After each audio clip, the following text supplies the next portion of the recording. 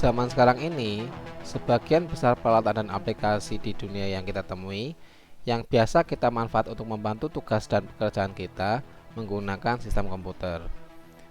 Komputer dan aplikasinya dibuat sedemikian rupa sehingga membuat komputer tampak seperti sebuah mesin yang sangat cerdas.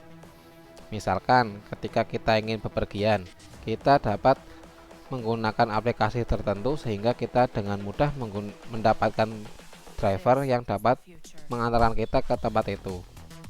Mungkin di kegiatan lain kita dapat menggunakan beberapa gadget sehingga kita dapat terhubung dengan teman-teman kita. Namun benarkah komputer itu cerdas? Sebenarnya bagaimana sih komputer dapat melakukan tugas seperti manusia?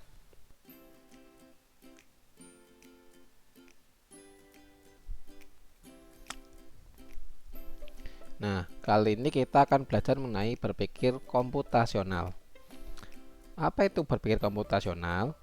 Berpikir komputasional merupakan upaya kita untuk menyelesaikan suatu masalah atau problem solving untuk menemukan solusi yang efisien, efektif, dan optimal sehingga solusi dapat dijalankan oleh manusia maupun mesin.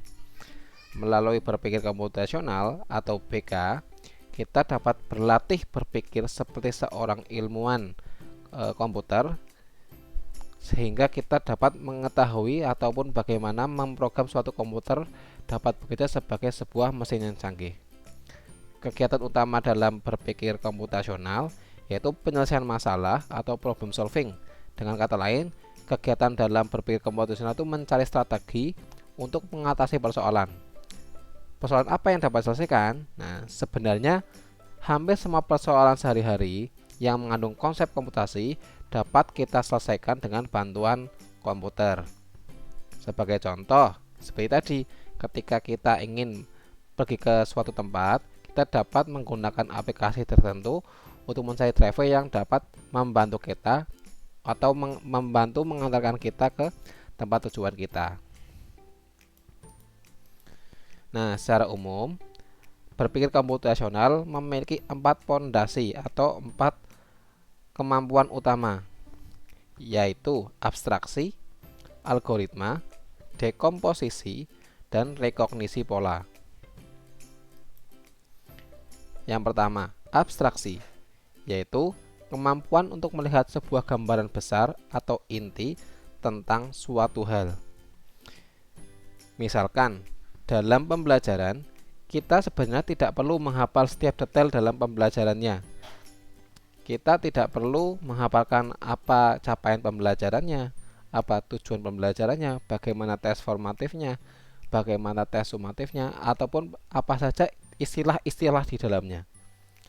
Pada awal pembelajaran, sebenarnya kita cukup memperhatikan materi apa yang kita pelajari pada suatu mata pelajaran dan kapan kita akan mempelajarinya.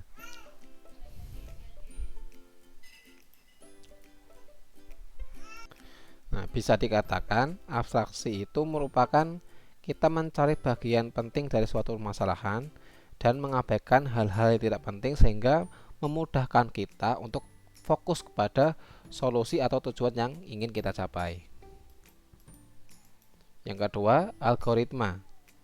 Algoritma merupakan kemampuan menulis otomasi solusi melalui berpikir algoritmik atau langkah-langkah yang urut untuk mencapai suatu tujuan atau solusi.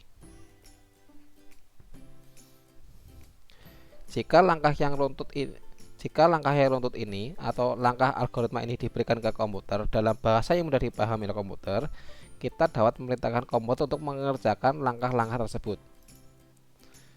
Instruksi yang baik ada instruksi yang sederhana namun mudah dipahami dan dijalankan. Nah, misalkan kita memiliki algoritma memasak telur dadar. Nah, algoritma untuk memasak telur dadar terdiri dari 5. Nah, dan semuanya ini harus runtut dan sistematis sehingga komputer ataupun orang yang membaca algoritma ini akan mudah mengerti. Ada banyak algoritma yang dapat dipakai atau bisa kita katakan ada banyak cara untuk memasak telur dadar. Namun algoritma yang baik adalah algoritma yang jelas dan sistematis. Nah, kemampuan algoritma ini adalah salah satu kemampuan komputasional yang paling penting karena tanpa algoritma ini komputer kita tidak bisa melakukan apa-apa. Kemudian yang ketiga, dekomposisi, yaitu kemampuan membagi persoalan menjadi beberapa persoalan yang lebih kecil. Dekomposisi dan formulasi persoalan sedemikian rupa sehingga dapat diselesaikan dengan cepat dan efisien serta optimal dengan menggunakan komputer sebagai alat bantunya. Persoalan yang sulit atau persoalan yang besar akan mudah jika diselesaikan menjadi beberapa bagian persoalan yang lebih kecil secara sistematis. Nah, misalkan seperti ini. Kita ada skema seperti ini, ada sebuah persoalan besar, kita pecah menjadi 3 buah persoalan kecil, yaitu persoalan kecil 1, persoalan kecil 2, persoalan kecil 3. Nah, pada dunia nyata, ketika kita mendapatkan tugas kelompok dari guru, biasanya guru akan mengatur sedemikian rupa sehingga tugas kelompok yang diberikan tidak dapat dikerjakan oleh satu orang. Mengapa? Karena guru ingin anak-anak dalam kelompok belajar untuk bergotong royong. Nah, ketika tugas yang besar ini diberikan, kelompok dapat membagi tugas-tugas sendiri menjadi sub tugas. Nah, misalkan Andi mendapatkan bagian pertama, Fadli mendapatkan bagian kedua, Dian mendapatkan bagian ketiga, dan Meisya mendapatkan bagian keempat. Masing-masing mengerjakan sub tugas sendiri-sendiri. Nah, setelah masing-masing selesai, baru dikumpulkan dan direview bersama-sama. Contoh lainnya, Muhammad Naufal ingin mengerjakan 200 soal latihan sebelum mengikuti KSN Fisika pada bulan depan. Nah, target 200 soal ini atau tujuan 200 soal ini tampak begitu berat. Namun apabila Naufal membuat dekomposisi terhadap permasalahan ini, misalkan pada tanggal 1 Naufal mengerjakan 10 soal, pada tanggal 2 Naufal mengerjakan 10 soal lagi, pada tanggal 3 Naufal mengerjakan 10 soal lagi, dan seterusnya, maka target mengerjakan 200 soal sebelum mengikuti KSN Fisika di bulan depan tampak lebih mudah untuk diselesaikan.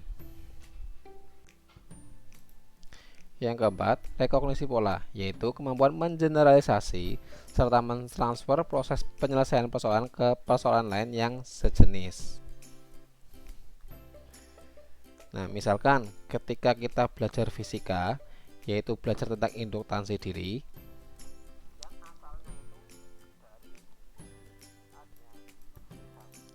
nah, ketika kita ingin menganalisis energi yang tersimpan dalam sebuah induktor, kita akan menurunkan persamaan dari P1 sama VL kali I dan seterusnya dengan sebegitu cukup rumit dan panjang sehingga didapatkan E sama dengan setengah LI kuadrat. Nah, pertanyaannya, apakah ketika kita mendapatkan permasalahan yang sama atau mencari energi suatu induktor, kita harus selalu menggunakan penurunan persamaan ini yang cukup panjang ini? Nah, jawabannya adalah tidak. Kita sudah menemukan persamaan akhirnya E sama dengan setengah LI kuadrat sebagai sebuah buah pola yang dapat kita gunakan atau kita manfaatkan untuk menyelesaikan persoalan energi pada induktor. Sehingga ketika kita menyelesaikan permasalahan yang serupa, kita tidak perlu membuat persamaan E sama setengah LI kuadrat dari awal. Nah, ini juga bisa diibaratkan ketika kita rajin belajar. Nah, biasanya anak yang rajin belajar cenderung memiliki nilai yang tinggi atau nilai yang bagus ketika ulangan atau penilaian formatif ataupun penilaian sumatif. Mengapa demikian? Nah, karena selain melatih kemampuan berpikir, belajar juga membantu kita menemukan pola-pola khusus yang biasa muncul dalam ujian. Nah, sehingga ketika kita mengerjakan soal ujian, kita sudah mendapatkan atau familiar dengan pola-pola yang ada di soal karena kita sudah mendapatkan latihan di hari-hari sebelumnya. Nah, demikian 4 pondasi dalam berpikir komputasional. Apa pendapatmu? Kira-kira apakah kamu bisa menyebutkan beberapa contoh di kehidupan sehari-hari terkait 4 pondasi ini? Nah, coba tuliskan pendapatmu di kolom komentar ya.